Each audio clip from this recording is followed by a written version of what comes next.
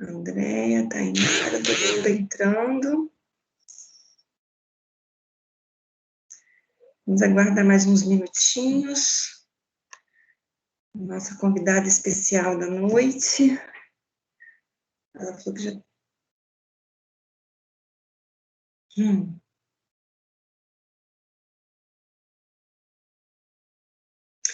gente, só para lembrar, não sei se todos vocês viram um videozinho que eu enviei através da Ingrid, amanhã cedo, vou estar publicando a nossa atividade dia 2, tá? E aí ela tem o prazo até o dia 23, tem lá no direcionamento tudo direitinho, tá? Pode deixar que eu não vou pedir para vocês desenharem nada não dessa vez, tá bom? Eu acho que foi um desafio para todos nós, mas foi válido, porque eu vi muita coisa boa, viu? Muita coisa boa, não foram poucas coisas não, foram muitas coisas boas. Mas eu acho que, assim, o fato da gente ter um período muito curto, né, agora para 2, eu também reduzi a atividade, né, porque não tem lógica, né, ter uma atividade longa, né, não só no que diz respeito ao tempo para que vocês executem a atividade, como para a gente também corrigir, é tudo muito, muito, muito rápido. A gente tem que lançar tudo muito rápido dessa vez, porque na outra semana, né, pula uma semana, a outra seguinte já é a 3. Então, essas notas têm que sair numa velocidade muito maior do que... Mas sabe que teve gente que desenhou mão livre e ficou muito legal, ficou muito bacana. Eu acho que vocês realmente ficaram preocupados muito com a estética, né? E é o que eu falei desde o início, né? Não é curso de design gráfico, não é disciplina de desenho. Então, assim, a minha expectativa em relação à habilidade gráfica de vocês não era isso, né? Que estava sendo avaliado. Então, teve gente que fez a mão livre que ficou maravilhoso, sabe? Então, assim, não é porque a pessoa fez alguma coisa com uma figura, sei lá, já pronta, usou um aplicativo ou outro e ficou melhor. Não, né? Às vezes a qualidade do conteúdo, né? Porque não é, como a disciplina não é de design gráfico, né? Não é de nada de desenho, né? Então, não estava sendo avaliado o desenho propriamente dito, mas principalmente o conteúdo do desenho, né? A relação desse desenho com as nossas aulas, com o nosso conteúdo, isso sim foi avaliado. E não Então, teve muita coisa boa, assim. Assim, não é o fato de ter sido desenho livre que a pessoa ficou com menos ponto, por incrível que pareça.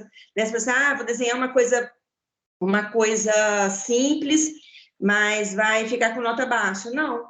Teve muita gente que fez desenho, quer dizer, muita gente não. As pessoas que fizeram desenho, geralmente, ficaram com nota boa, ficaram com nota 5.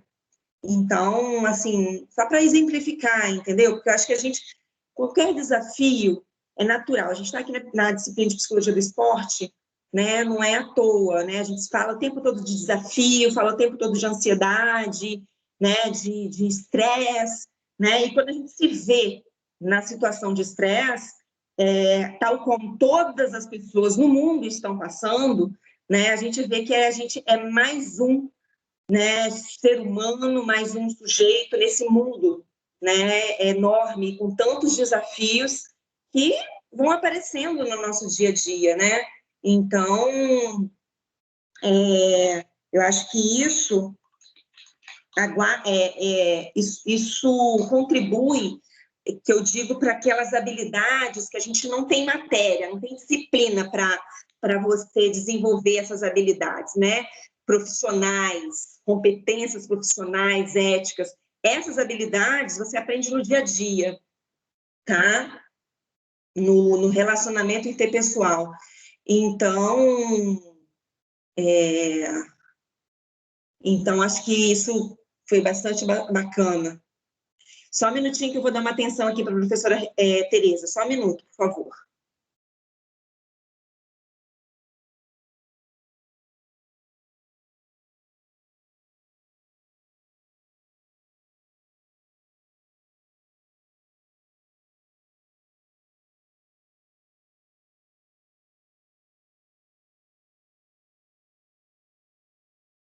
Tá me vendo? Tô sem som. Não tô te escutando. Porque o meu estava desligado agora. Tá. O problema está entre a tela e a cadeira, entendeu? Entendi. Seja bem-vinda mais uma vez. Obrigada mais uma vez pela oportunidade. Na nossa disciplina. Obrigada, Tereza. A Tereza esteve com a gente também no turno da manhã e foi uma aula, foi uma aula de esporte, de vida, né, de trajetória profissional assim, muito bacana. E a gente vai repetir essa dose aqui agora, porque vale a pena ver de novo. Quem não viu, vai ver de novo. Quem não viu, verá. Né? E como no teatro, a cada sessão surgem novas perspectivas. Sim, mesmo que o texto seja o mesmo. Exatamente. Cheguei a ficar arrepiada aqui agora, porque eu tenho quem falava muito isso, porque o meu orientador do doutorado, que foi o Jablonski, lá da PUC, ele falava, ele era muito do teatro também, né? Fazia textos. Ele foi meu professor, o Jablonski, também. Sim, de graduação. Na PUC, então, ele tinha essa coisa com a arte, né? Muito viva nele, né? Então, era assim, eu aprendi muito com ele também nisso. Então, a gente acaba abrindo bastante o leque, né? E vendo uma aula é igual a outra. Nunca, né? nunca, Quando nunca você dá mesmo. De manhã, à noite, em uma faculdade, na outra, sempre Sim. Tem alguma coisa diferente. Sempre, a gente prepara sempre. a aula, mas como vai ser conduzida... Eu acho que é importante a gente se preparar, né? Enquanto pessoa. E aí a aula vai, né? Naturalmente. Exatamente. Né? Exatamente. Muito bom. Então, gente, vamos começar, né? Vou apresentar tradicionalmente a professora Tereza Fragelli. Ela é psicóloga clínica, né? E psicóloga do esporte, especialista em psicologia clínica e do esporte, com mestrado em psicanálise e sociedade. Aqui na Veiga, né, na Universidade Veiga de Almeida, foi professora e supervisora do SPA aqui na UVA, foi também professora no curso de MBA da Escola de Negócios da Trevisan e atuou também no Fluminense e no Botafogo como coordenadora do Departamento de Psicologia do Esporte, só isso. E também é membro fundador da ASOPERJ, né, que é a Associação de Psicólogos do Esporte do Rio de Janeiro, certo? Junto com o professor Paulo Ribeiro, a professora Adriana Lacerda, também que esteve conosco aqui há 2 semanas, né, e também pôde contribuir muito com as suas experiências e suas vivências. Né? Então, muito, muito rica a sua fala hoje pela manhã, Tereza, e assim, eu acho que você pode começar pelo que você sentir melhor, À medida que você for falando, se as pessoas quiserem colocar alguma coisa no chat, eu vou acompanhando aqui e posso te sinalizar também, ou mais para o finalzinho também. Ok. Até porque eu falo muito, né? Então, é interessante, você faz assim com o dedinho e Isso, coloca. Vou fazer. Se alguém quiser, sei lá, fazer algum questionamento, aprofundar em algum assunto, tá? Eu acho que, como de manhã eu me dirigi a uma turma que você me falou que é de 7º período, então Isso. já está no fim, né? Já tem sua... Então, a minha fala vai ser a mesma que eu fiz de manhã para o pessoal. Essa altura, na faculdade, eu dava aula do 7º período em diante, então quando chegava na minha aula, as pessoas já tinham mais ou menos definido o que elas iam fazer, as linhas teóricas que iam seguir, já tinham na cabeça se elas iam trabalhar com instituição, consultório, isso já estava um pouco definido. E a minha fala é exatamente no sentido de ficar aberta, mesmo definindo, esteja aberta, porque a gente nunca sabe como é que vai seguir a nossa carreira, como é que as oportunidades vão surgindo. Eu mesma nunca pensei em dar aula e eu tenho o maior prazer de dar aula, aprendi muito dando aula. Eu aceitei um desafio que a Glória Sadala me propôs, depois aceitei o desafio, eu entrei na Veiga dando aula de testes projetivos, porque eu tenho uma especialização em Rochá, e daí, como eu trabalhava no Fluminense, ela inseriu na grade a psicologia do esporte. Nós fomos também pioneiros na UVA em ter um SPA totalmente dirigido para a psicologia do esporte. Então, eu acho que eu fui caminhando, assim, a minha trajetória na UVA foi assim muito rica para a minha carreira como psicólogo. Tivemos na UVA também o primeiro especialização do Rio de Janeiro em psicologia do esporte. Foi daí que eu levei todos os meus estagiários como professora, como supervisora do SPA. Esses meus estagiários foram colocados para trabalhar em clubes, e quando eu saí do Fluminense, hoje quem comanda tudo lá no Fluminense foi uma estagiária que eu levei para lá, que trabalhou comigo 2 anos, a Emily Gonçalves. Ela também aproveitou e chamou 2 meninas que eu tinha levado para o Botafogo. Quando eu saí do Botafogo, o Botafogo não quis continuar com elas. E ela, hoje, a Emily resgatou-as, e elas estão com a Emily no Fluminense. Então, o fato de todos os psicólogos do Rio terem feito a mesma especialização, porque foi a primeira que foi oferecida, também nos aproximou muito. Nós conseguimos fazer assim, a gente fazia uma reunião, que aí é interessante falar, a ASOPEAG nasceu aí, que a gente fazia reuniões semanais para a gente trocar testes, trocar atuações, a gente, no primeiro dia da nossa reunião, nós falamos assim, qual é o questionário que você usa para atleta? E quando cada um foi ler o seu questionário, nós vimos que os nossos questionários eram iguais, idênticos. Nós não fizemos juntos, mas eram iguais. Por quê? Porque eram baseadas na metodologia, e isso é muito importante. Você não faz nada, você não atua profissionalmente se você não tiver um respaldo de metodologia que vai te assegurar que você está no caminho certo, principalmente quando se trata de psicologia. É mais importante ainda. E como que é importante a pesquisa, né, Tereza? Muito, muito importante. A pesquisa é fundamental. Na época que eu comecei a me interessar por psicologia do esporte, que eu sempre eu tive clínica, e aí, por conta da minha filha jogar vôlei, deu levá-la e acompanhá-la nas aulas, nas competições, eu me aproximei do professor de vôlei, e aí eu comecei a conversar com ele, como é que ele poderia motivar melhor as alunas, como é que ele poderia lidar com os diferentes temperamentos daquele grupo. E aí eu comecei a me interessar. E nessa época eu busquei cursos, fiz curso com o Paulo, né? Porque o Paulo foi o primeiro psicólogo esportivo a fundar um departamento com a Maria Eliana no Vasco da Gama. Depois ele saiu, foi para o Flamengo e ele fundou no Flamengo. E eu fundei no Fluminense. Então, nós fizemos uma panelinha do bem, vamos dizer assim, e trocamos muita experiência um com o outro. E isso fez com que a psicologia do Rio de Janeiro ficasse muito forte. E, na época, eu lembro que eu procurei material para estudo, né? para me aprimorar, e o material que a gente tinha era um material de fora, era um material que vivia a realidade de atletas europeus, americanos, que não Americano. tinham muito com a nossa realidade do nosso atleta, né?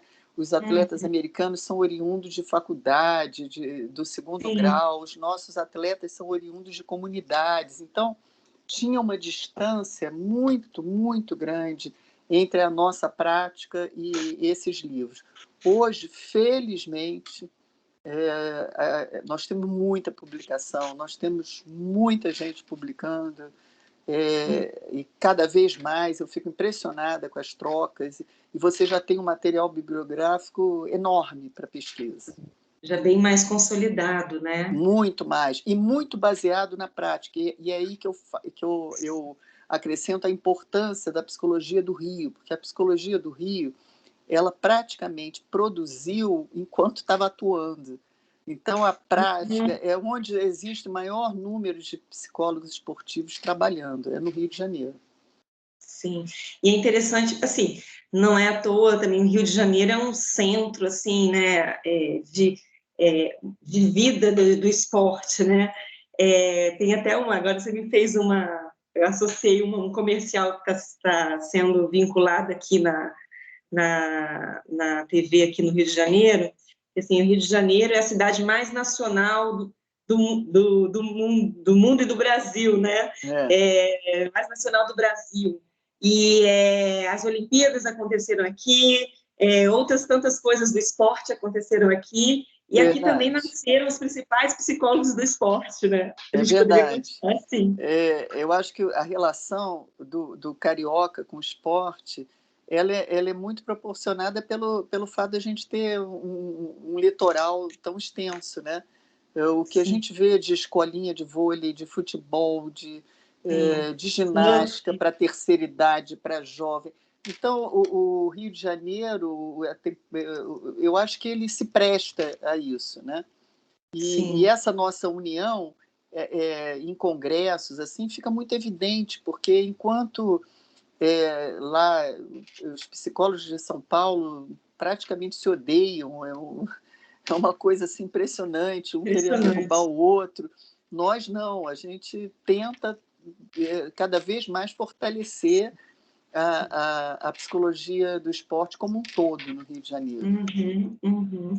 E quando você começou, Tereza, em comparação a hoje, como que você vê assim, a entrada no mercado de trabalho do psicólogo, do Eu esporte? acho que hoje melhorou muito, né? Como eu falei para você já, nós somos dinossauros, assim, nós entramos na idade da pedra, né?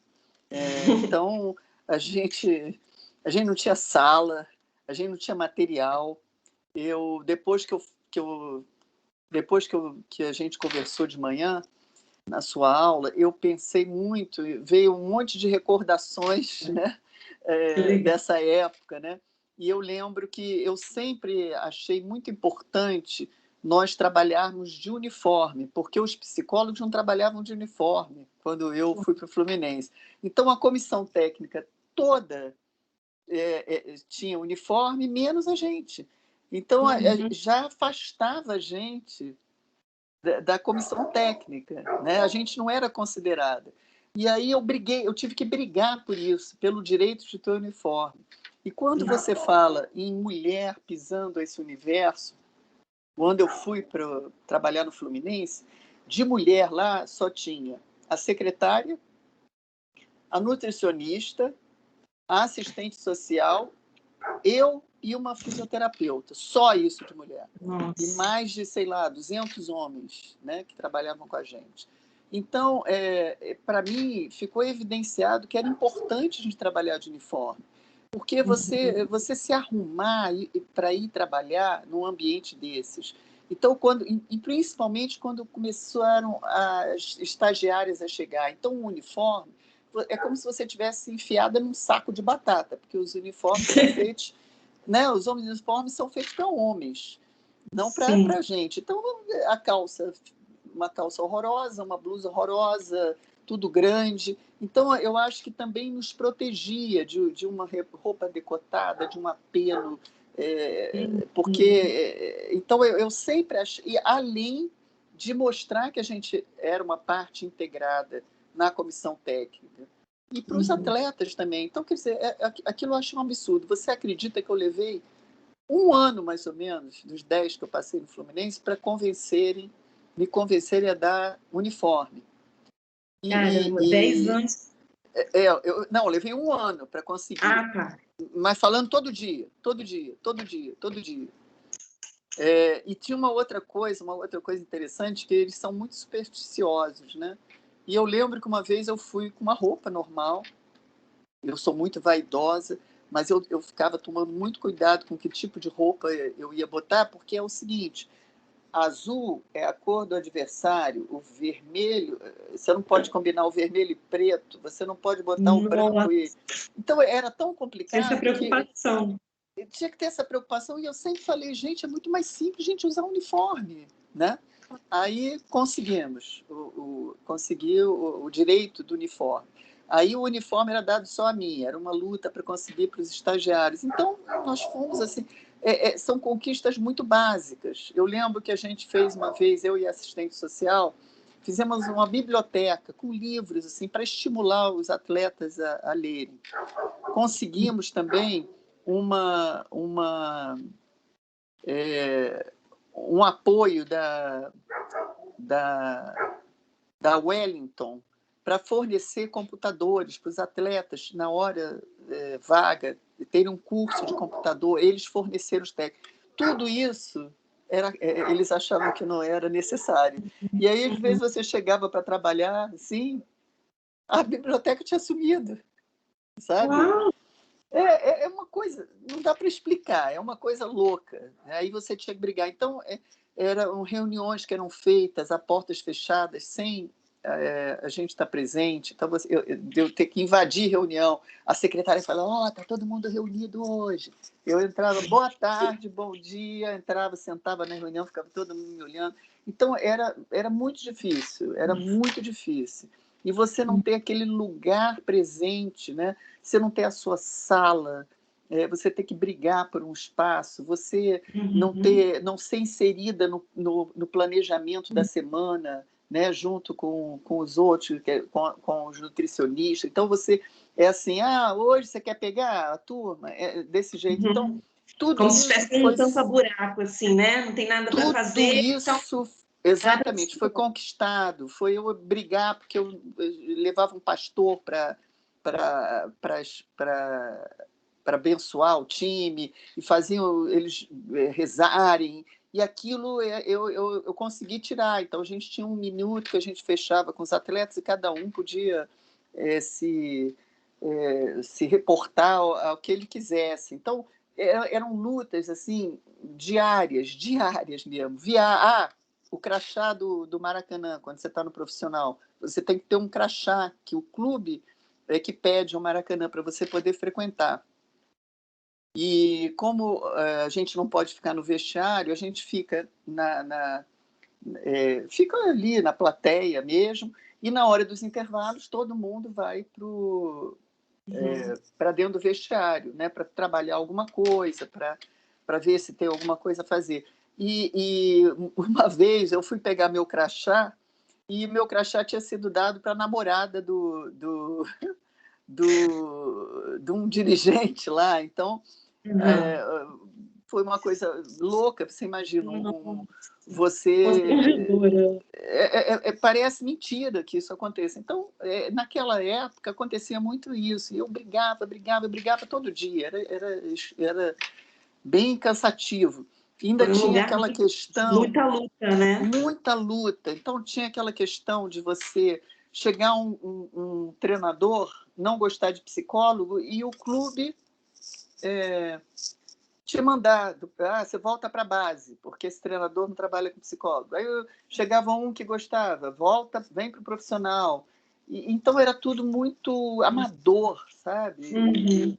E isso também faz eu acho que mostra, dá uma mensagem, passa uma mensagem para o atleta muito ruim, né, de que o psicólogo não é parte integrante do processo. Perde assim um pouco, talvez, a credibilidade, né? É, Tem e aquele eles acompanhamento. não têm. E quando eles sobem para o profissional, que isso é uma etapa muito interessante, por exemplo, o Marcelo, que está no Real Madrid. O Marcelo, ele nem chegou a jogar no profissional do Fluminense. Ele, com 16 anos, ele fez uns treinos lá no profissional e ele já foi para o Real Madrid. Ele não teve oportunidade de jogar pelo Fluminense. E outros que tiveram, o Carlos Alberto, que foi o outro que subiu para o profissional com 16 anos, ele chegou lá, ele arrebentou no treino, então eles já ficaram com ele. Então, o salário de um atleta que, na época, ganhava em torno de R$ 5.000 no juniores, em uma semana ele passa a ganhar 120 mil. E depois de um campeonato, ele passa a ganhar 300 mil. Isso, assim, é como se ele ganhasse uma loteria. É espantoso, então, né? Agora, então você imagina. E quando a gente fala em treinamento total, o psicólogo é fundamental para esse treinamento. Por quê? Porque o treinamento que você faz técnico com o atleta, físico, o físico ele precisa dos 90 minutos da partida, né? Porque ele tem que estar inteiro, o jogo inteiro. O técnico e o tático ele vai utilizar durante a partida de 10 a 15 minutos de todo aquele treinamento técnico e tático. Ele vai pegar na bola em torno de 4 minutos em cada tempo. Então, quer dizer, é um treinamento que é feito diariamente para ele só produzir isso. Agora, o treinamento, a preparação emocional, o atleta vai se utilizar dela antes, durante e depois para lidar com os resultados. E até uma coisa que você comentou, né, de manhã, se você pudesse comentar novamente, né, em relação a isso que você acabou de colocar, né, o quanto que o trabalho psicológico é importante, né, só que ele não tem visibilidade concreta. Então, Exato. isso também dificultou, né, a inserção da psicologia nesse campo do esporte, porque, Muito. por exemplo, que é tão focado no desempenho, na meta, né? E aí, o que você vê da psicologia como resultado, né? Exato. Eu, eu meio que inventei alguns instrumentos para dar mais visibilidade para o meu trabalho. O Paulo era um grande defensor disso. E o que eu fiz? Primeiro, eu me subordinei ao departamento médico, que os médicos são as pessoas que mais têm credibilidade dentro do clube. Então, o meu coordenador não era da área do futebol, meu coordenador era da área médica. Então, isso me protegeu muito, porque eu enviava relatórios para ele de tudo que eu fazia. Então, quando aconteceu algum problema, estava lá. Então, por exemplo, você já deve ter ouvido falar do sociograma, que Sim, sim. muito usado no esporte, né? Do Moreno, né? Do Moreno. Uhum. E aí eu pedi licença, Moreno, e eu readaptei o... Por quê? Quando eram assim, os atletas colocavam o nome deles e respondiam as perguntas que eu fazia no sociograma, eu via que eles respondiam o que eu queria ouvir, o que eles imaginavam que eu queria ouvir. Então, eu fiz o seguinte, eu usava folhas em branco, lápis preto, e eu pedi para os atletas não se identificarem. E aí, esse sociograma virou uma coisa tão rica, mas tão rica. Apareceram os bodes expiatórios do grupo, apareceram as insatisfações com a comissão técnica. E aí, o que eu fiz para conseguir transformar esses resultados em alguma coisa prática e ajudar as comissões técnicas? Eu cheguei para os atletas e avisei para eles, olha, tudo isso vai ser... Tudo que aparecer aqui, que for técnico, vai ser levado à comissão técnica. E os atletas concordaram com isso. E eles ficaram, num tal modo, felizes com a oportunidade deles falarem o que eles pensavam, que eles mandavam ver mesmo, eles falavam tudo. E sabendo que eu ia levar para a comissão técnica. Então, com isso, era tão interessante, sabe? Então a gente tem que fazer algumas coisas assim. E aí eu também levava eu também servia de ponte para a comissão técnica para os atletas. Eu vou te dar um exemplo prático. O capitão de uma equipe não pode ser como se faz hoje, né? O capitão às vezes é o atleta indisciplinado que o técnico acha que se der uma abraçadeira, ele ou o cara que faz o gol, ou o cara, entendeu? Às vezes o capitão, você olha ali, não tem nada. Não tem nem perfil da descrição do que seria não realmente. Tem. Então, uma das perguntas que eu sempre fazia no sociograma era essa. Eu dava uma explicação para eles o que seria interessante num capitão. E eles também, a gente discutia o que eles achavam, e depois eu fiquei impressionada que desde o Mirim, né, que é sub-11, os atletas, eles sabiam escolher os capitães. Eles podiam ser amigos, podiam ser parceiros, mas o capitão, eles escolhiam da maneira certa.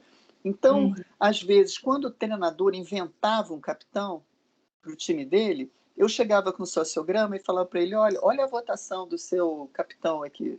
Ele teve o voto dele, de mais ninguém. Nem os amigos votaram nele. Então, era uma maneira também de eu meio que forçar a comissão técnica a me inventar coisa. Isso aí. Então, a gente tem recursos para isso. Sim, né? É muito bom, né, Tereza? Porque acho que é importante para os alunos que estão ouvindo você aqui agora saber que você pode usar o conhecimento, a investigação, a pesquisa e a adaptação das técnicas, né? Exatamente. Porque fica parecendo, né, muitas vezes, algumas pessoas talvez tenham uma percepção equivocada de que você tem que usar exatamente, né, milimetricamente da mesma forma, né? E você, obviamente, tendo conhecimento, como, por exemplo, essa técnica, né, do sociograma do Moreno, você pode fazer as adaptações, né? Para quem não se lembra, eu acho que o pessoal aqui deve ter visto um sociograma em dinâmica de grupo. Eu, geralmente, quando eu pego essa disciplina de dinâmica de grupo, eu até aplico neles também.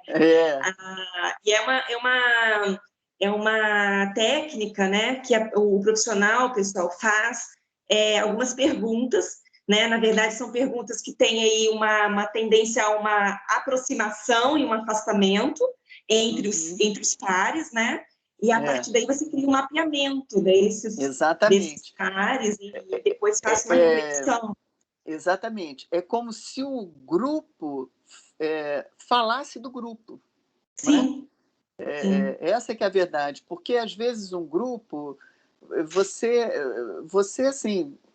Mas por que agora falando sobre a metodologia, mas como que você pode usar esse instrumento? Você só pode usar esse instrumento depois que você fez o perfil individual do grupo, você fez o perfil de grupo, não é? Você ouviu as queixas, as demandas da comissão técnica, e você fez trabalhos pontuais individuais. Eu, por exemplo, eu trabalhei sempre muito mais individualmente do que em grupo, apesar de ter de ser um esporte coletivo. Eu acho que um dos problemas assim do esporte de alto rendimento, mais do futebol, é essa questão. A pessoa, quando pensa no atleta, parece que eles são todos iguais, né? Está tudo dentro do saco, né? É interessante, não é à toa que um goleiro é goleiro, não é porque ele é só o mais alto. Ele é goleiro porque ele tem uma personalidade para ser goleiro, ele tem uma boa capacidade de concentração, ele tem uma boa impulsão, ele tem uma boa altura. E eu lembro assim, que quando eu comecei, eu fiquei muito impressionada que os atletas não sabiam se autoavaliar, o que é muito ruim. Então, quando você pedia para ele, qual é seu ponto forte? Ele fala, minha altura. Não, altura não é ponto forte. A altura, eu brincava com ele, você é um privilegiado de ser alto e ser goleiro, mas não é teu ponto forte. Qual é teu ponto forte? E muitas vezes eu fazia essa mesma pergunta à comissão técnica. Fala, qual é o ponto forte do fulano? E, às vezes, o ponto forte que ele achava que era forte não era o ponto forte que a comissão técnica via nele. Então, o que acontece? Você começa a treinar aquém das suas possibilidades, porque você se garante na altura. Eu lembro que na seleção de vôlei, seleção olímpica de vôlei, a primeira que conquistou uma medalha olímpica, o levantador era baixo. Isso que eu ia comentar também. E ele trabalhou muito em impulsão para conseguir essa meta. Então, você delimitar com o atleta uma meta elevada, que não seja delírio, né? Porque às vezes você atende um atleta que está quase para ser eliminado, você fala para ele, qual é a tua meta? Ele fala, jogar no Real Madrid. Isso não é meta elevada, isso é um delírio, né? É diferente de meta elevada. Tem uma distância muito grande. Muito grande. Esse goleiro do São Paulo, que eu presto muita atenção na carreira dele, ele foi dispensado do Fluminense nos juniores, porque ele tinha 1,88 m e o Fluminense achava ele baixo para ir para o profissional. E você vê ele hoje, o principal jogador, um dos principais jogadores do São Paulo, né? Essa questão do autoconhecimento, né, Tereza, é muito importante, porque isso que você falou, né, faz muito sentido. As pessoas tendem a achar que está todo mundo dentro da mesma, quer dizer, é um esporte coletivo, então tem que se trabalhar só coletivo. Claro que existem questões que são do coletivo, né, mas é importantíssimo a gente considerar o sujeito singular, né, porque muitas questões que atravessam esse sujeito, né, familiares, emocionais, na verdade, os relacionamentos interpessoais dele, de modo geral. Queria que você falasse um pouquinho para a gente. Se você pensar que um atleta de um clube, né, cada 1.000 que entra num clube, entra pequeno ainda, antes dos 10 anos, de cada 1.000, só um chega ao profissional. E esse um que chega ao profissional não é o Neymar, é o cara que vai ganhar em média de 4 a 5 salários mínimos. Então, esse sonho do pai, quando o filho já ele ingressa, é aceito num clube de futebol, já começa por aí. O pai e a mãe já começam a se imaginar na piscina de uma casa maravilhosa em Madrid, em Cancún. Entendeu? É uma coisa louca. E isso começa a ser realidade para os pais, por quê? Porque os meninos de grandes clubes, não de pequenos clubes, eles já têm um empresário, esse empresário, eles recebem uma ajuda de custo do clube e o empresário ainda dá um dinheiro para ele. E para esse empresário captar essas crianças, o que ele faz? Ele ajuda o pai. Então, já tem pais que têm filhos de 11 anos que a profissão deles é acompanhar filho, entendeu? Acompanhar o filho. Até viver às custas do filho. Isso é complicado, né? Eu queria até fazer essa ponte com o que você está falando, para você falar um pouquinho da sua experiência no grupo, na categoria de base, como que eles trabalham, se tinham trabalho com os pais, como é que era esse envolvimento com as crianças, como é que era esse processo todo? Sim, em primeiro lugar, a gente tem que explicar a função da gente no clube. A gente tem que explicar, porque a função da gente é muito impressionante, é muito confundida com a de assistente social. Então, por várias vezes, vinham me pedir um negócio que eu falava assim, gente, eu não sou assistente social, isso é com assistente social. Aí nós fizemos, nos 2 clubes que eu trabalhei, fizemos uma ampla reunião para explicar qual era o nosso trabalho para todas as comissões técnicas. Então, eu acho que aí começa daí. Eu não sou assistente social. O meu trabalho não pode ser confundido com o de uma assistente social. E ela também não é. Não pode, não existe isso. Outra coisa que na base a gente tem que fazer isso. Então, você tem que... Eu fazia logo uma reunião enorme com os pais das crianças até o infantil, que é sub-15, porque do mesmo jeito que a gente, quando trabalha com criança em consultório, a gente precisa fazer o acompanhamento com os pais, né?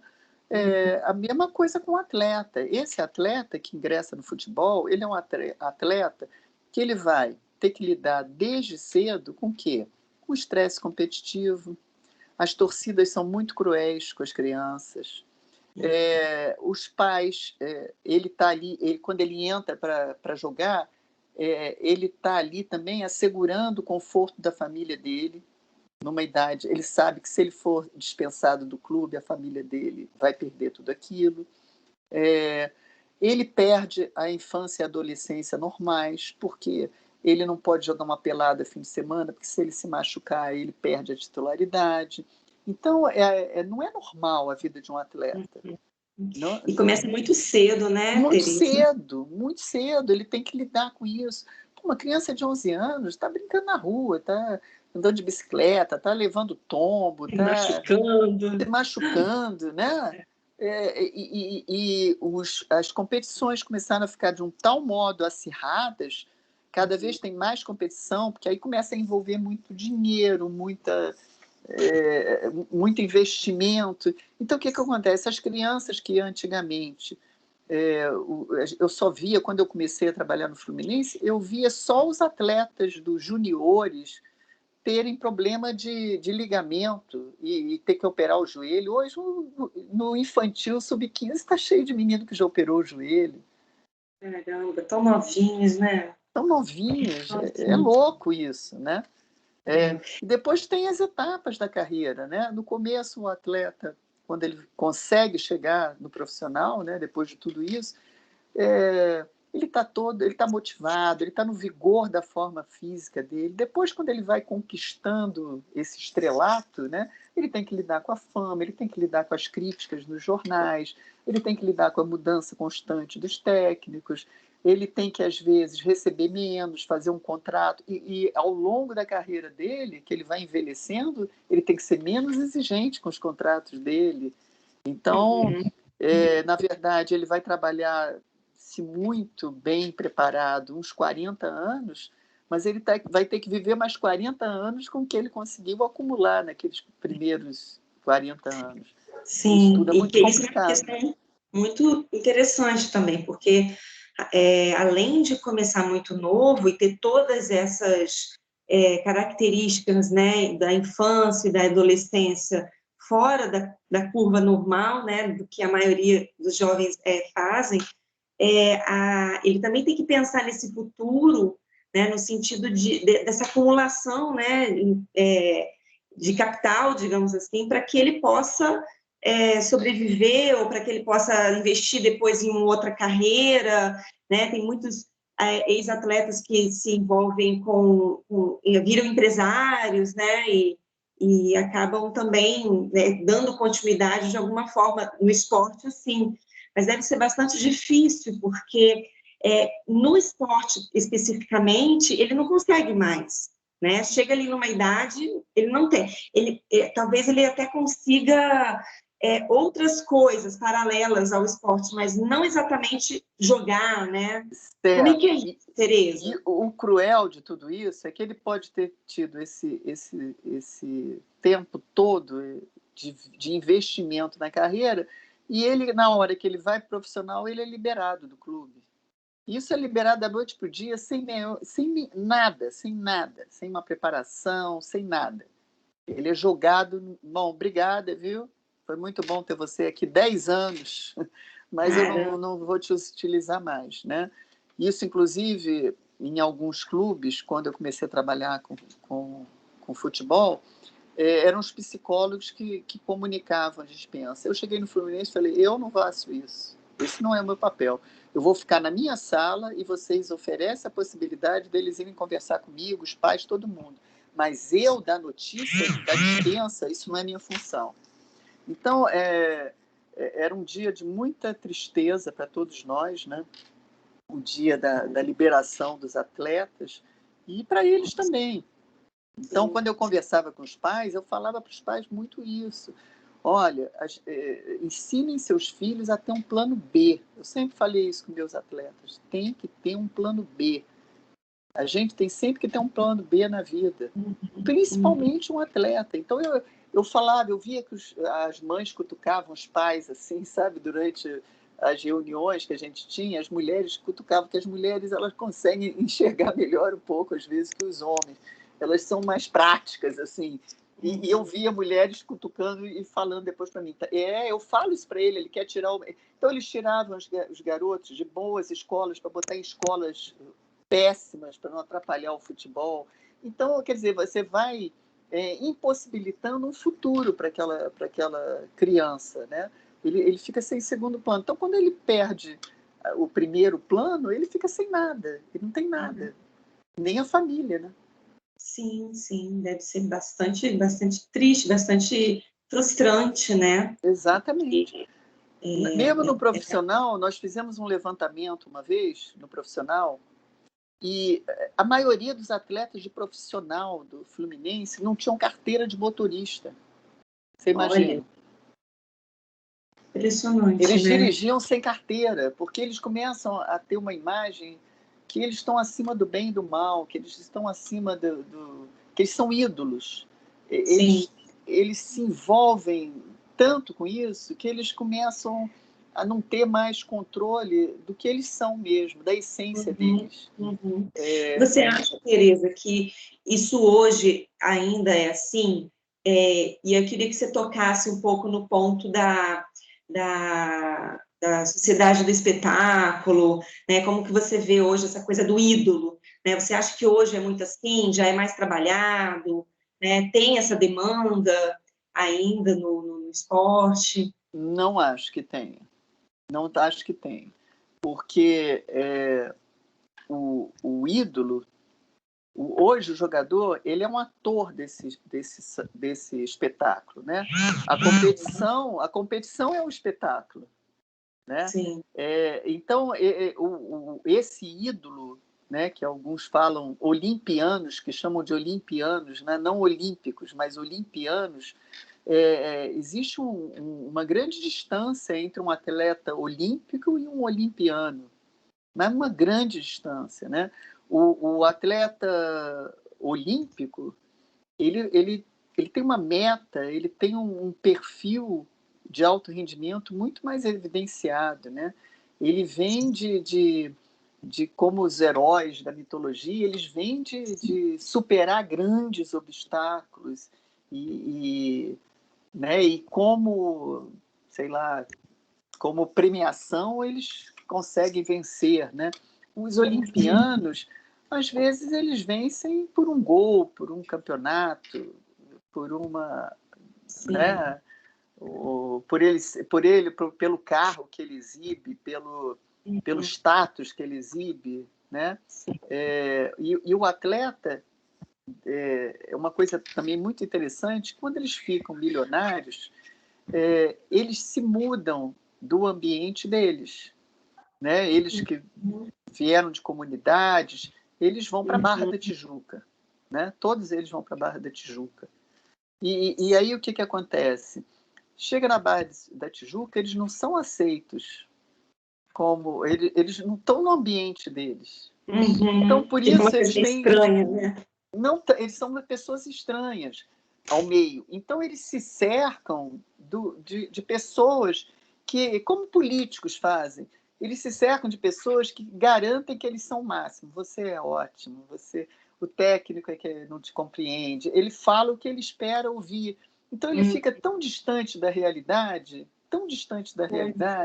a percepção dele vai ficando distorcida, que muitas vezes ele se perde. Ele é um ídolo de uma idolatria pobre, não um ídolo que fez por merecer, né? Sem uma consistência. A torcida, por outro lado, alimenta esse ídolo, porque a torcida é composta de pessoas que querem muito vencer. Às vezes a vida é muito ruim com elas, mas quando o clube dela, do coração, vence, é como se ele também estivesse vencendo na vida. Então, como se fosse uma projeção, assim? É uma projeção. Isso é uma coisa assustadora também, né? Como que eles vivenciam aquele campeonato, aquele título, aquele gol, como se fossem eles, né, que estivessem ascendendo. depois eles voltam para casa para a mesma vida, para as mesmas frustrações, mas é assim, eu via muito isso, que é quase uma catarse, é um efeito catártico. Por isso que também que, ao mesmo tempo que eles são que os ídolos decepcionam, são tão cobrados, são tão, né? A torcida, ela de um modo para outro, ela vira agressiva contra seus ídolos. Então é um outro problema que o atleta tem que lidar também. Sim, se gera muita expectativa, né, em relação ao atleta, né? Então, como existe aquela projeção, né, de um ser em relação ao outro, quando aquele ser frustra, a frustração ela gera agressão Ele naturalmente. Não pode frustrar, ele não pode frustrar. E até fazendo uma ponte, Tereza, com uma pergunta aqui do Fábio, ele falando assim, falando em um grupo de futebol, o êxito ou o fracasso em alguma competição é capaz de alterar a dinâmica desse grupo? Totalmente. Principalmente quando você tem possibilidades. Nós já perdemos um campeonato assim nos detalhes, né? E na final. E eu lembro que, até para mim, eu fiquei assim, uns 3 meses com aquela angústia. Assim. Os atletas, então, né, aquilo pode significar muita coisa para eles, perderem ainda mais quando é um grupo que se esforçou muito, que superou muitas etapas. Eu acho que em Wimbledon que tem. Eu sou muito ruim para dizeres, mas o Wimbledon tem na entrada assim uma mensagem muito interessante que ele fala assim: não se deixe iludir pelo fracasso ou pelo sucesso, esses impostores. E é verdade. Uma das coisas que a gente tinha que lidar, voltando aí à questão, muitas vezes a gente tinha que lidar até quando o time vence. O time que está vencendo assim também é assustador, porque ele começa a entrar numa adrenalina que ele tudo pode, que ele já ganhou, que ele, né? E às vezes você ganha uma partida muito importante que vai proporcionar que você passe a um outro nível do campeonato, e o estresse só piora. Porque aí você tem que continuar ganhando. E quando acabou a temporada, você ganhou tudo. No Fluminense, uma vez, nós ganhamos tudo na base. A nossa primeira reunião, depois disso, o nosso coordenador falou: olha, nós temos que chegar em todas as finais da base. Poxa, tem 6 times, como é que a gente vai chegar em todas as finais? E os outros clubes? Então, é uma pressão que mesmo as comissões técnicas vivem pressionadas, não é só o atleta, né? Tanto que a medalha de prata, você sabe disso, ela virou uma medalha muito menos expressiva do que a medalha de bronze, porque a medalha de prata você conquista quando você perde. A de bronze você conquista quando você ganha. Então é louco, né? Você vê os atletas tirando as medalhas. Pô, você ser medalhista de prata é muita coisa. Não é muita coisa você ser medalhista de prata?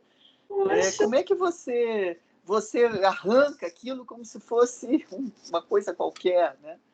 Incrível. Mas é isso a questão dos valores mesmo, né? Que vão sendo alimentados de alguma forma, né? Culturalmente, socialmente, economicamente, né? Porque é isso que você falou, a medalha de bronze, ela vem de uma decisão onde aquele que ganha é o que ganha a medalha, né? E você venceu o adversário. Né?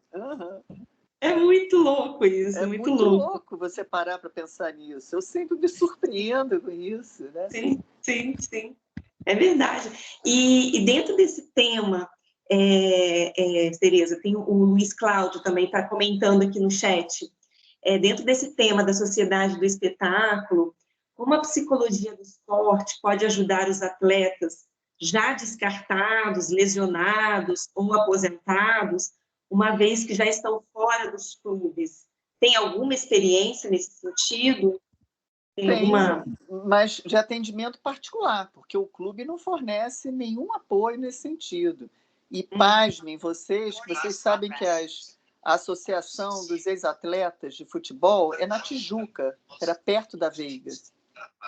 E aí eu fiz um projeto e eu fui até lá e ofereci gratuitamente apoio psicológico aos ex-atletas. Eu fui lá com um projeto, toquei a campainha, fui atendida na rua e eu falei, olha, eu sou professora da Veiga, expliquei, e a gente tem interesse em fornecer gratuitamente um apoio psicológico para os ex-atletas. Só um minutinho, Tereza. Eu acho que tem alguém com o microfone aberto. Gente, por favor, dá uma verificada, por gentileza. Tá? Tem alguém que está com o microfone aberto. Se vocês puderem verificar, por favor. Eu estou ouvindo uma conversa. Uma televisão, alguma coisa assim. Eu acho que talvez uma televisão. Mas eu vi do professor Basílio uma vez que gostei muito como se fosse meu... Fabiola... acho que Fabiola... agora foi. Agora fechou. Agora fechou.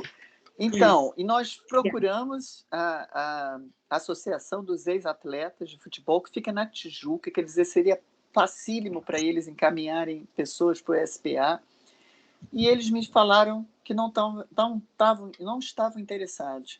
E existe uma quantidade enorme de pessoas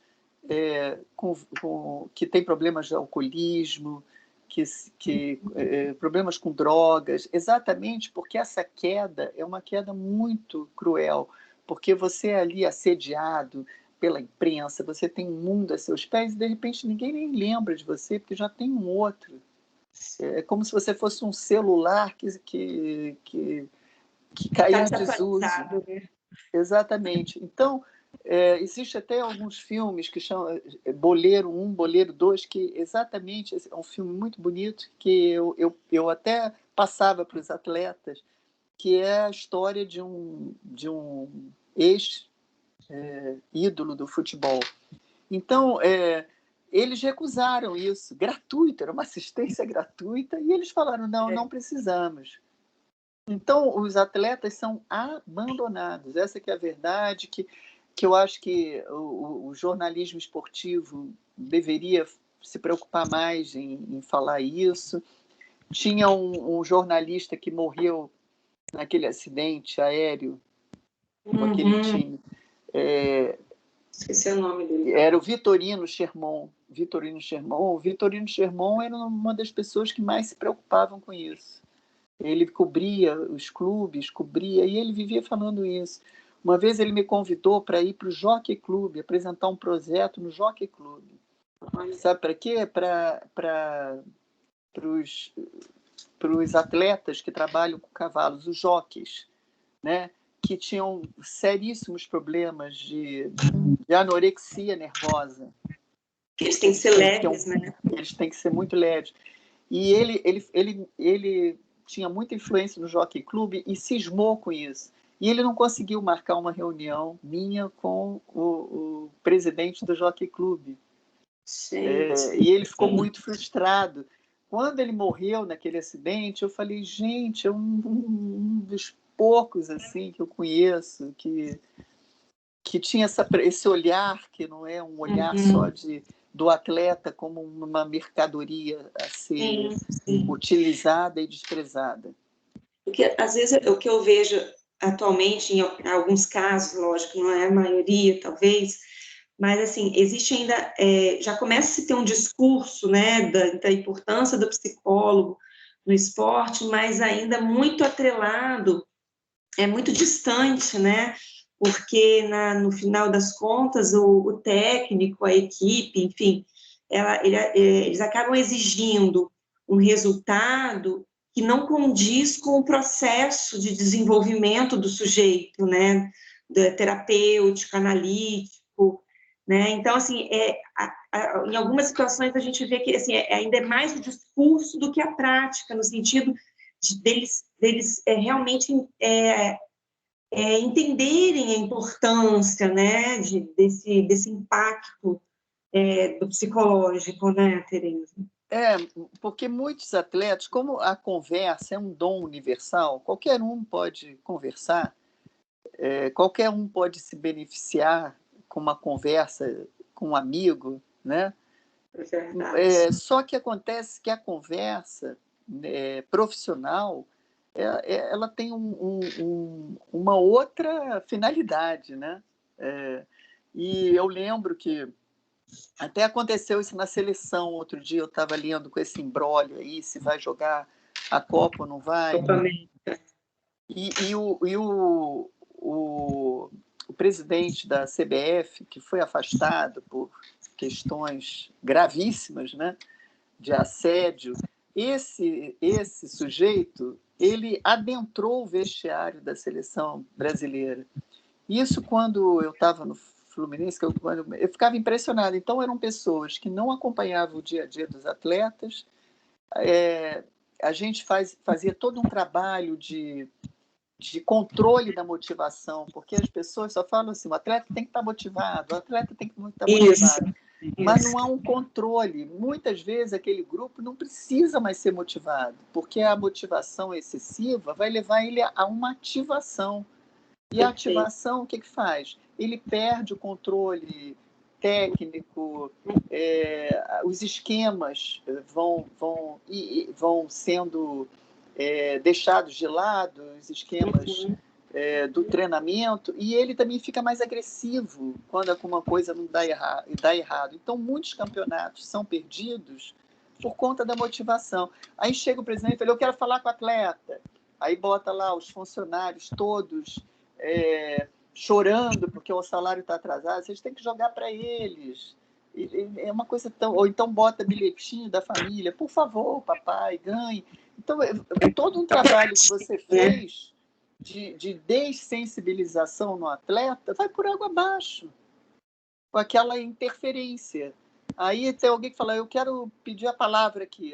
Isso eu tinha horror. Então, com muitos técnicos, a gente conseguia fechar o vestiário. Era proibido entrar qualquer pessoa antes do jogo que não fosse do corpo da comissão técnica. Mas aí você depende do convencimento do técnico. Você tem que convencer o técnico que aquilo ali vai prejudicar o time dele. Quando você consegue, o técnico vira seu aliado, né? E foi assim que eu consegui trabalhar 10 anos. Hoje, no Fluminense, por exemplo, a minha sucessora lá no Fluminense, a Emily, que foi minha estagiária durante muito tempo, quando eu decidi sair do Fluminense, eu pedi a contratação dela. A Emily, ela já encontrou um outro cenário. Ela já tinha, assim, mais ou menos estabelecido o papel do psicólogo. Mas ela encontrou novos desafios. Ela não queriam pagar o mesmo salário que eu ganhava, ela era uma iniciante, tudo que ela propunha era visto inicialmente com desconfiança, ela tem luz própria, ela tem uma linha de trabalho próprio, então era sempre assim, uma coisa muita pressão em cima dela, entendeu? A sorte dela é que o coordenador das categorias de base é um homem muito inteligente, um homem que foi um dos maiores incentivadores da psicologia, do esporte. Ele me ouvia muito, a gente trocava muito. Ele hoje é o coordenador. E no profissional, nós temos um psicólogo, que é coordenador técnico do profissional. Então, ele, apesar de não atuar como psicólogo, ele entende a importância. E ele dá muito apoio ao trabalho da Emily no profissional também. Isso assim, você consideraria um ponto fora da curva, né? Porque assim, outros clubes não têm essa atenção, né? Não, você imagina, vários profissionais de anos de carreira foram dispensados do clube porque o treinador chegou lá, não gostava de psicólogo, e esse treinador foi embora em 9 meses e acabou com a carreira de pessoas de mais de 20 anos de clube, né? Então é tudo muito complicado, você não pode depender de... Agora, veja se um psicólogo consegue mandar um médico embora. Ele não consegue mandar um médico embora. Não consegue. Um treinador não manda um médico embora. Ele não manda, ele não tem a capacidade de mandar. É só psicólogo que ele manda embora. É engraçado, né, Tereza, porque essa questão do espaço, né, da apropriação do espaço que você estava falando antes, né, que é tão difícil esse lugar, a conquistar esse lugar, se manter, né, nesse lugar, porque é um lugar que, visto a sua trajetória, é sempre de muita luta, muita resistência, e que eu acho que ainda hoje tem isso bastante, né, mas isso não pode fazer com que os nossos jovens aqui se sintam desmotivados, eu acho. Não, eu acho que pelo contrário. Pelo contrário, eu acho que trabalhar com esporte exige um perfil também do profissional para enfrentar esses desafios. Mas eu acho que é muito prazeroso também. Essas conquistas, ainda que lentas, ainda que pequenas, são conquistas que nos trazem muita satisfação. E embora a gente saiba que, mesmo que você tenha trabalhado diretamente com aquele grupo ou com aquele atleta, você nunca vence, né? Quem vence é o treinador, né? É o presidente que contratou o treinador, o psicólogo. Diretor e tal. O psicólogo, rarissimamente, vai. E mesmo a sua abordagem, eu acho que é uma coisa muito interessante, que eu acho que é legal também. Os atletas brasileiros são muito paparicados, eu não sei por quê. Você pode reparar na Copa do Mundo, eu reparo muito isso. A chegada das seleções, as outras seleções europeias, cada um vem carregando alguma coisa. Eles até ajudam, às vezes, a carregar bola, a carregar coisa. Os nossos atletas não carregam nada, só os fones de ouvido, que são cada vez maiores, devem até pesar na cabeça. Né? Os brilhantes na orelha e tal. Mas, assim, eles não carregam nada, então eles são muito paparicados. Eu lembro que eu ficava impressionada. Então, por exemplo, eles só respeitavam o horário de treino.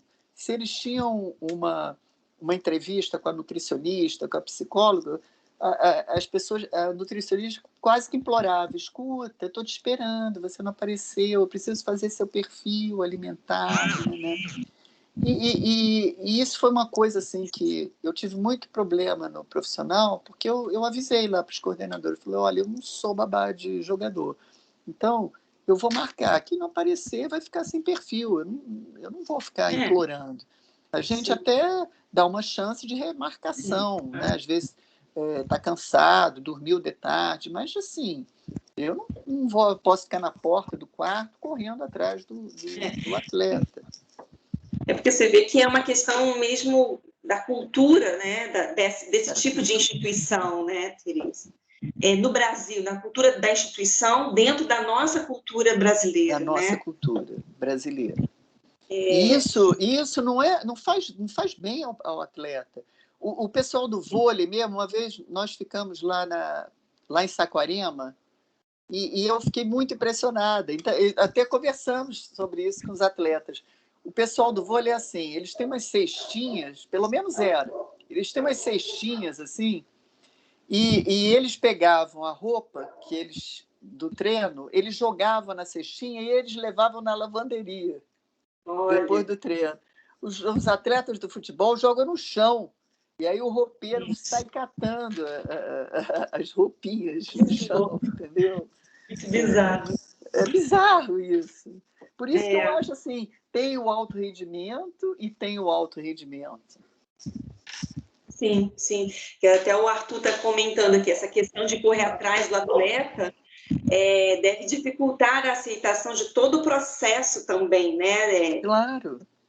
Né, do atleta, né? Dele levar tudo como se fosse obrigado a fazer, né? Exato. E outra coisa, e faz você ficar...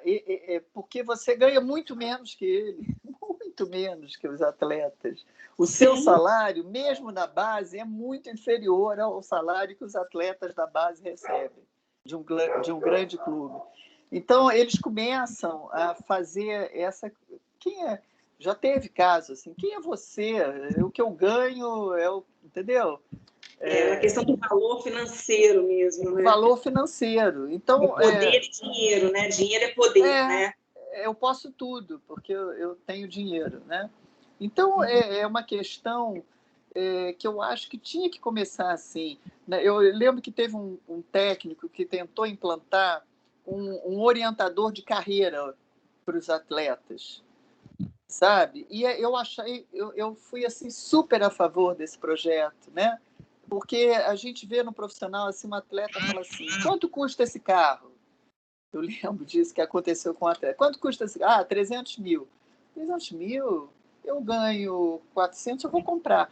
E aí ele esquece que ele tem a escola do filho, o aluguel do super apartamento que ele mora, as contas, o condomínio onde ele mora. Então, ele não tem dinheiro nem para emplacar aquele carro que ele comprou.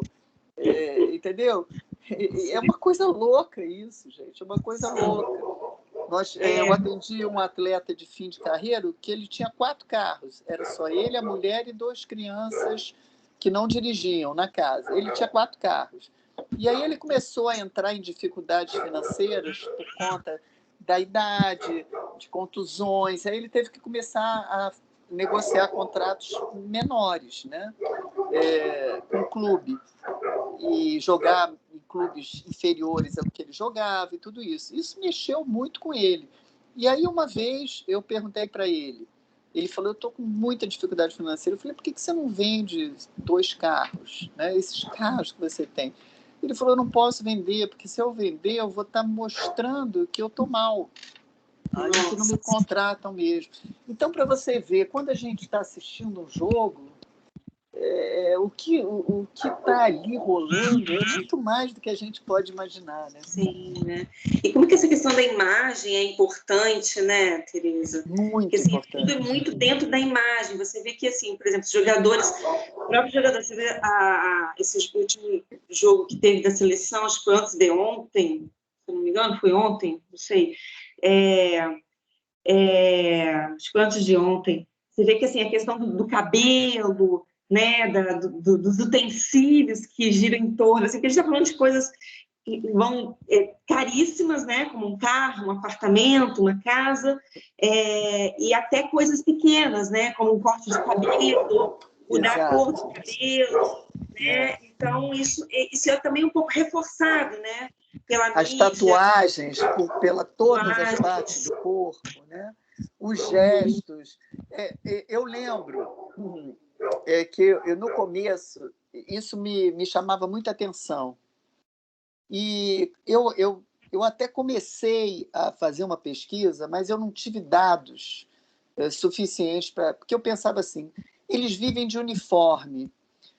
Eu própria, quando a gente fazia pré-temporada, que a gente ficava com os jogadores do profissional, a gente tinha que acordar e dormir de uniforme. Eu fiquei 20 dias já de uniforme. No fim, você nem se reconhece mais. Você acorda, bota o uniforme. Vai dormir, bota um pijama, acorda, bota o uniforme. E fica de uniforme. Então, eu tinha uma teoria no início que talvez fosse para mostrar um pouco da individualidade deles, né? Eu sou uniforme, mas eu sou uma pessoa diferente. Eu não sou só o grupo, eu não sou só o uniforme. Mas depois eu não tive, assim, não tem pesquisas que amparem essas questões minhas, sabe? Então eu não sei. Mas depois eu comecei a ver, por exemplo, é proibido jogar com joia, né? Então, quando você... mas a chegada do jogo é coisa... Então, você imagina o tempo que se perde, né? E até o perigo, né, de você tirar aqueles brincos todos, aqueles colares todos, as pulseiras, os anéis, e deixar ali 90 minutos, né, guardado ali, uma fortuna, né, em joias, em óculos, em relógios. Então, quer dizer, eu acho que tem uma coisa de ser diferente, mas hoje tem mais uma coisa de mostrar poder. Tá muito mais atrelado a coisa do poder, e assim, do ter mesmo, né? Que está atrelado ao poder também, né? Que Do está que atrelado você à tem. sociedade do espetáculo. Isso, exato. Porque não tem uma. Aí o que você estava falando também, você podia até retomar um pouquinho isso, assim, se esquece do ser, né? Perdendo a própria identidade. E esse sujeito ele também tem a sua própria identidade, mas como ele não tem, muitas vezes, uma educação prévia, pregressa, né? Família, né, uma educação escolar mesmo também, de qualidade, ele acaba ficando muito solto, né, e perde um pouco a referência. Então, ele vai pegando referências, assim, no mundo, Exato. né? O Edgar Morin falava que você acaba desejando o que lhe é imposto desejar. Você já nem sabe por que você está desejando aquilo. Então, você fica desconectado do seu próprio desejo. E isso, para um esporte de alto rendimento, é muito ruim. É muito ruim. Eu sempre penso assim, não é à toa que a gente nunca mais ganhou uma Copa do Mundo. Não é à toa.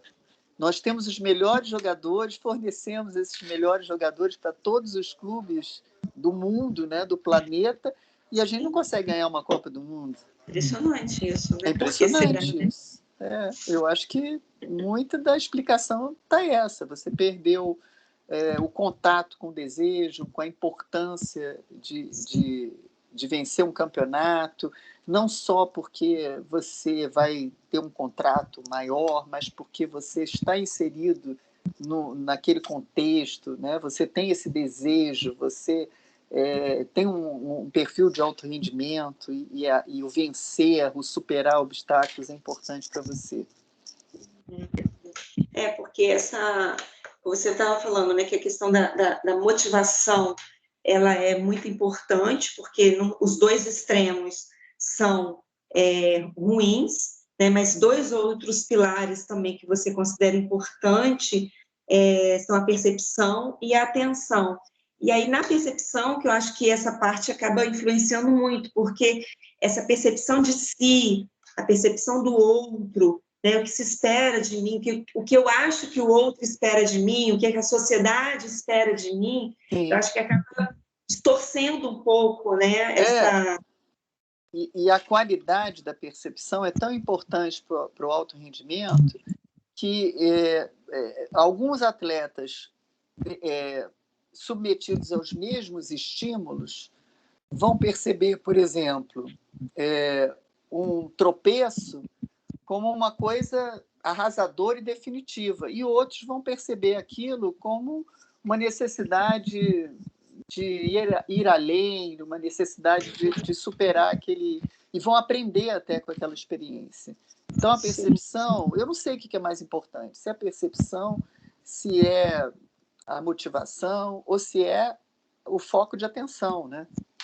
Que hoje nós perdemos várias partidas por conta de desvio de foco de atenção, campeonatos e tudo mais.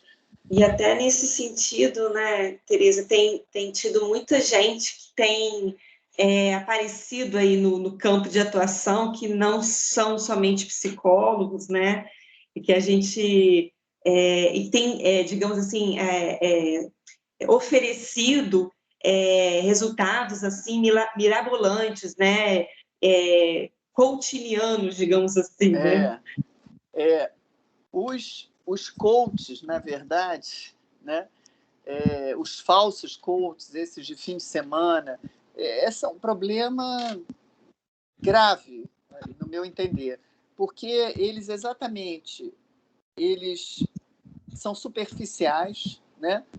Eles atendem muito mais em função do aqui e do agora, o tempo todo, né? Eles não têm uma bagagem teórica. Eles falam, às vezes, o que o atleta quer ouvir, não o que o atleta precisa ouvir. E muitas vezes é muito cômodo para o próprio atleta, né? Claro. Ele ter aquela intervenção. Tem uma coach aí que está muito famosa no meio dos jogadores, e eles até indicam elas uns para os outros. Ela faz massagem. O atendimento dela é muito estranho, ela faz tudo, ela faz massagem. Eu nunca vi psicólogo fazer massagem. Sabe, e ela tem uma motivação assim, meio histriônica. Você pode, bota ele na frente de um espelho. São coisas que não têm base teórica nenhuma. Por que faz aquilo? É muito... E é mais ou menos a mesma coisa que os treinadores, motivadores fazem, né? Eles usam aquela motivação, ganham um título importante, e aí aparece na televisão e tal. Aí o que acontece? Aquele treinador de um outro time que não tem um psicólogo, que não tem avaliação daquele grupo que ele trabalha, não tem um perfil, não tem nada. Aí ele vai e utiliza a mesma técnica de motivação que serviu para aquele grupo, que era um grupo motivado, era um grupo forte, era um grupo que não tinha um nível assim, desestruturado como grupo. Então, quer dizer, ele faz aquilo é uma desgraça total para o grupo, né? Para o clube, para o campeonato. Aí o treinador é mandado embora e o clube continua sem fazer uma avaliação do que interessa. Sim. Porque se substitui muito, assim, o treinador, ele é um ótimo motivador também, então já resolveria o problema, né? O fato é que eu costumo brincar que a motivação não pode ser trabalhada como se fosse aquelas mocinhas agitadoras de futebol americano, né? Exatamente. Pode ser isso, né? Elas são engraçadinhas, levantam a plateia, mas saem com os jogadores, mas elas não podem segurar um preparo emocional de um jogador. Sim, né? Imagina. Então, assim... eu acho que os coaches estão muito nesse lugar. Sim, porque... E aí tudo muito entra na onda, né? Porque não se tem, como você disse, não tem uma preocupação do clube de investigar, de pesquisar, de registrar por que aquilo está acontecendo. Será que... e aí isso acaba afetando também o próprio técnico, né? Que a gente vê uma rotatividade de técnicos imensa, né? Entre os clubes. O técnico, ele também está nesse mesmo lugar de desamparo, porque ele ali, ele é o mais pressionado, porque ele é o que vai ser culpabilizado, né? E às vezes, por exemplo, aquela vitória não tem a ver, às vezes, com alguma coisa que o técnico fez fora do campo de treinamento. Então, muitas vezes a vitória esconde problemas muito, muito, muito, muito mais graves do que a própria derrota. Porque quando a pessoa ganha um campeonato, ela não quer saber porque ela ganhou. Já o fracasso, às vezes, você quer pesquisar o que foi o fracasso. E muitos não querem nem saber. Eles atribuem o fracasso àquele técnico, que às vezes não teve as condições ideais, que não teve o psicólogo que ele pediu e não foi dado.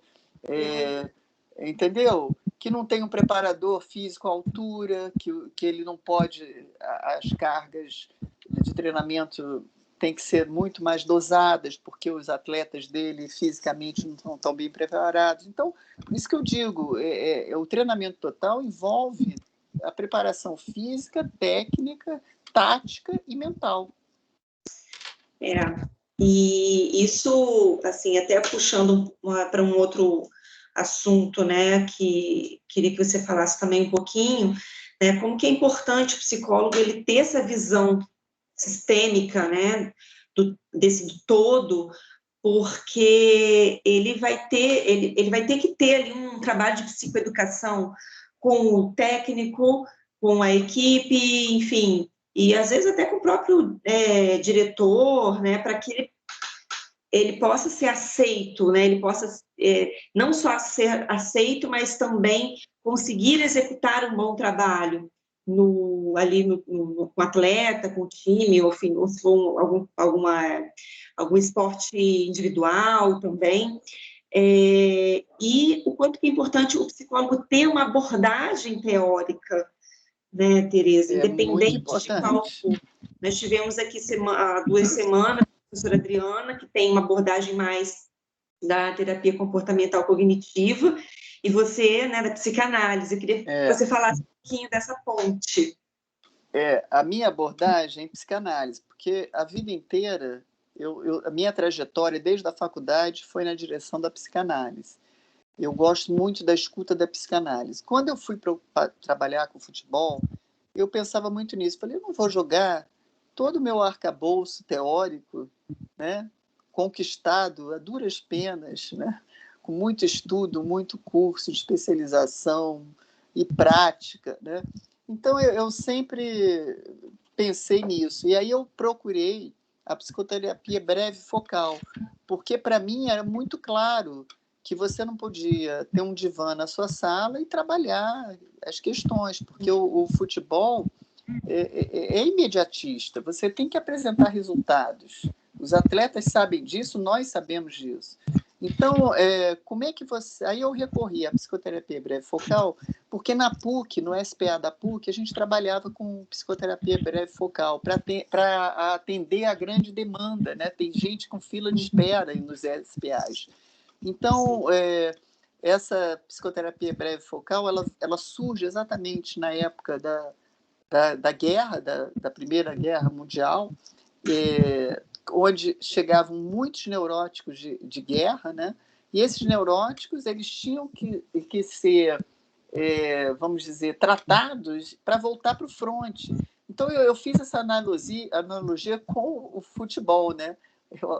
Ele também tinha que ser tratado, mas tinha que voltar para o fronte, né? Tinha que enfrentar o esporte competitivo, tinha que enfrentar as pressões, tinha que enfrentar o fracasso e o sucesso, tinha as contusões. Então, foi uma maneira de você conseguir trabalhar com a minha escuta, usando a atenção flutuante, mas, assim, usando outros recursos que vêm de outras teorias também, e adaptar aquilo ao meu conhecimento técnico. Porque é bem bacana, né, isso que você colocou, porque a importância do atleta se preparar continuamente para voltar a lutar com o adversário, né? Exatamente. Que esses soldados que voltavam da guerra, que eles voltavam muitíssimo abalados, né? Que tem sofrendo dos transtornos TEPT, né? Transtornos de estresse pós-traumático. Exato. Não só pelas coisas que aconteciam, né? Mas quer dizer, o adversário, a perda, a frustração, a perda de um colega ali do lado que morria, né? E quantas memórias, né? Como que aquilo ali vinha nos sonhos, né? Dos soldados e como que aquilo afetava eles, não deixando que eles voltassem, né? Então eles tinham que fazer essa preparação e o atleta é bastante isso, né? Tem que se preparar continuamente. Os psicólogos do esporte costumam estimular muito a reflexão do atleta. Por exemplo, depois de uma partida, pensar. Eu lembro que quando eu comecei a atender no SPA, o meu supervisor, Pedro Américo, não sei se você conhece ele, o Pedro Américo falava muito, ele usava muito para a gente que estava iniciando um modelo de Balint, de atendimento. Então, ele falava assim para a gente, quando você for atender alguém, você olha para dentro de você e vê como é que você está em relação a esse atendimento. Esse atendimento, você fica animado, você fica desanimado. Aí durante... Dá sono, né? Aí você, quando chega o teu paciente, faz uma análise de como ele chegou, de estado de espírito. E depois, durante a sessão, o que você pontuou, o que você queria pontuar e deixou de pontuar. Então, isso aí era muito interessante. E depois ele mandava a gente fazer o seguinte: como é que você terminou esse atendimento? Porque, às vezes, quando você atende, você não está satisfeita com aquele atendimento, né? E aí, quando a gente passava isso, a gente falava, puxa, aquela hora ele trouxe aquele material e eu deixei escapar. Então, isso me ajudou muito. E ele falava, aí você tinha que anotar como que seu paciente saiu da sala de atendimento e como que você ficou. Então, nisso você trabalha transferência, contra-transferência, né? A escuta, que você perdeu alguns dados que foram importantes, que às vezes nem voltam, né? Geralmente voltam, mas às vezes não voltam. Então, eu adorava isso que ele fazia. Então, eu fiz um modelo mais ou menos parecido para fazer o atleta trabalhar a percepção dele, para trabalhar os erros e acertos dele, para ver como que ele poderia ter resolvido aquela situação em campo. Então, eu fiz um modelinho assim, parecido com o de Bali, só que voltado para o esporte. E aí eu meio que obrigava ele não anotava, claro, o atleta não anota nada. Mas aí, quando ele chegava para o acompanhamento, eu falava, e aí, qual foi E eu faço isso até hoje nos meus atendimentos atletas.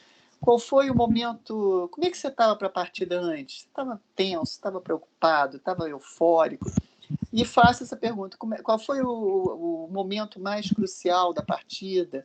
Como é que você resolveu esse problema? E como é que você acabou? Satisfeito? Nem sempre a vitória faz o atleta acabar a partida satisfeito. Isso é uma coisa interessante. Então, para exatamente forçá-los a praticar um pouco a percepção, para olhar um pouco para o autoconhecimento e conseguir planejar, né, para a próxima partida, para o próximo treinamento, essas coisas. Certo. Tereza, nossa, assim, está sendo realmente uma outra aula que você está dando aqui. Eu falo, eu nunca dou uma mesma aula. Vários assuntos. Eu recomendaria, inclusive, pessoal, se vocês depois pudessem ver a aula da manhã, tiveram outros assuntos, e o pessoal da manhã e o da noite. Eu acho que seria complementar. Tem alguns pontos em comum, né? Mas outros também bastante distintos. E assim, só para finalizar, Tereza, queria, seguindo até uma pergunta aqui do Fábio, qual o caminho que você indicaria, né, para quem quer seguir a carreira de psicólogo do esporte? Só para a gente finalizar. Bom, se você comenta uma coisa que você achar importante. Se é aluno da Veiga, vai procurar a supervisão no esporte. Os clubes costumam abrir para estágio. Vários clubes têm épocas. Quando eu estava no Fluminense, eu sabia as épocas que os outros clubes procuravam. Às vezes avisava quando eu já estava com o meu esquema lotado. Então, eu acho que é um meio assim. E você... Eu acho que você tem que correr atrás. O que eu digo é isso, vai correr atrás, tenta saber, liga para os clubes, pergunta quando que eles vão abrir. O dia, por exemplo, se você chamar a Emily, perguntar para a Emily quando que eles estão abrindo para novos estágios, porque está sempre precisando de estágio, sempre. Porque até muitos estagiários desistem disso. Eu já vou falando. Eu, por exemplo, quando eu entrevistava um estagiário, eu já via se ele ia funcionar ou não, porque você ganha praticamente uma ajuda de custo só, né? Você tem que estudar muito, você tem que ter supervisão, então você não pode sair dali da supervisão. Você tem que trabalhar fim de semana, entendeu? Então, não é fácil, não é um convite fácil. Então, muitas vezes, o atleta, o estagiário, ele vai procurar um estágio, nossa, eu vou usar o uniforme do meu time, eu vou... É o time... E não é bem assim, né? A realidade é outra, mas eu acho assim, procura ver quando que se abre, em todos os clubes se abre essa oportunidade de estágio, e aí no SPA eu acho que até pode dar essa informação, quem, né? É a Clarice? Então, a Clarice deve ter contato e ela deve informar. E se você seguir mesmo a carreira, faça uma especialização, porque você sabe que a especialização, hoje você não pode trabalhar se você não for especialista, né? Porque, assim, acho que é importante o psicólogo, ainda que estagiário, ainda que estudante, né, ter essa preocupação da continuidade do estudo, né, da supervisão e muitas vezes até terapia, né, Tereza? Porque para ele também não entrar no mesmo barco, né, do estrelato. É verdade. Eu acho fundamental todo estudante de psicologia fazer terapia. Eu acho fundamental. Não dá para você ser psicólogo sem ter passado pelo processo de terapia. E hoje as sociedades oferecem, tem os SPAs, então não é uma coisa tão custosa assim, mas que vai influenciar definitivamente na sua carreira. E a supervisão também, não é só a supervisão que você tem no SPA. Nos primeiros anos de formado, você tem que procurar, nem que você pague uma supervisão para esses primeiros atendimentos, de vez em quando você tem um impasse. E eu aconselharia também, mesmo o psicólogo que for para uma instituição, ele não abandonar a clínica, que a clínica é fundamental para a formação de um psicólogo. Maravilha, Tereza. Maravilha. Você deixa tá ouvindo você aqui várias horas. E eu falaria várias horas também. Você deixa o meu e-mail para qualquer dúvida, entendeu? Para qualquer... eu acho que você já deve ter falado sobre os cursos da Soperge, tem muitos cursos. Eu até coloquei aqui no chat também o link da Soperge. Amanhã, então, pessoal, vai ter até um curso de uma... que até a Adriana comentou também, né? E amanhã é dia 8. Eu acho que é a Daniela Muniz que vai dar esse curso, se não me engano. Ver se consigo visualizar o Vê nome. aí. Não, é Daniele Muniz, isso mesmo. Daniela, vai ser dia 8, às 19 horas. Aí tem que entrar no site da Soperge, eu coloquei o link no iniciozinho, vou colocar aqui de novo. É super fácil, pode se vincular também, ser sócio, tem muito material bacana. Os cursos são maravilhosos da Soperge. Maravilhosos. Então, pessoal, não percam tempo. Essa é uma das formas de se começar a explorar a carreira psicólogo do esporte, né? Fazendo curso, participando de workshops, e fazendo esses contatos, né? Porque, como a Tereza colocou no início, o grupo do Rio de Janeiro, né, de psicólogos do esporte, é um grupo muito forte, muito unido.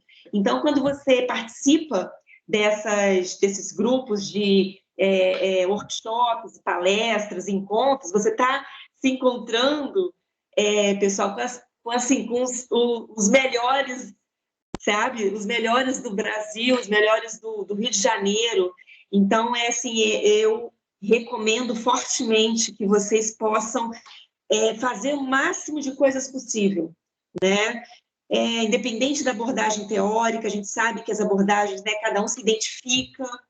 E nunca é tarde para você se desafiar também, né? E mesmo que você já tenha um percurso definido, vai olhar uma outra. Eu mesma, eu saí da clínica e fui para o campo de futebol, né? Então, eu acho que a gente tem que tentar, a gente tem que procurar Agora, tem que, o tempo todo, eu acho que até quando você faz a tua monografia de final de curso, já diz muito de você como profissional, na minha opinião. Eu também concordo. Né? Com você, Tereza. Porque essa é uma construção de uma identidade profissional que vai se delineando, né? Exatamente. Não é uma escolha assim, quero terminar e a faculdade pronto, exatamente. né? E uma monografia bem articulada, bem feita, ela pode ser o passo para a sua dissertação de mestrado. A minha, pelo menos, foi assim.